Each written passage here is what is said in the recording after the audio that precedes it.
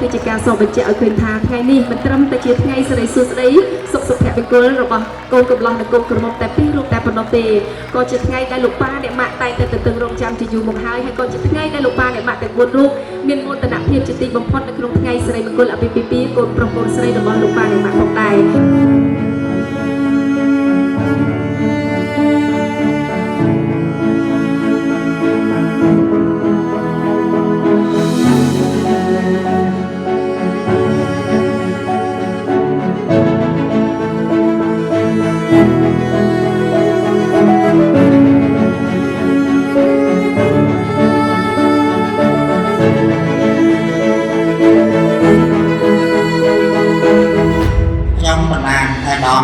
បង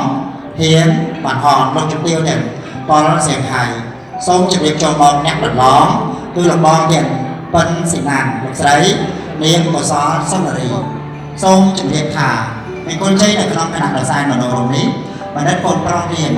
ហ៊ានសេរីវ៉ាន់បានប្រកាសឆ្នាំមាសខែប្រាក់ខែឧត្តមបណ្ឌិតសេរី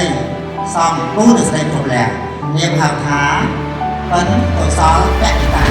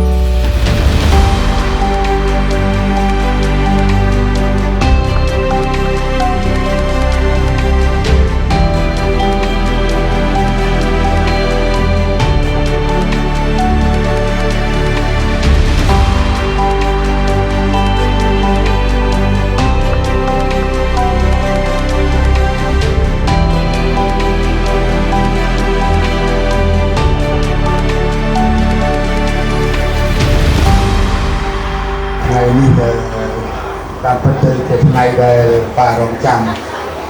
យូរហើយក្នុងនាមឪពុកក៏ដូចជាម្ដាយគឺពួកកូនពីរសូមឲ្យសម្ដេចគ្រប់គោលបំណងកូនបងផ្នែក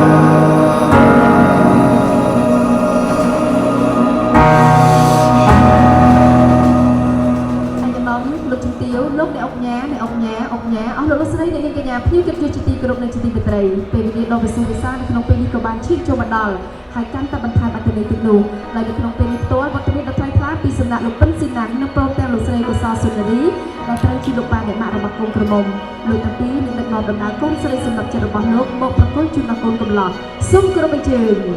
ញ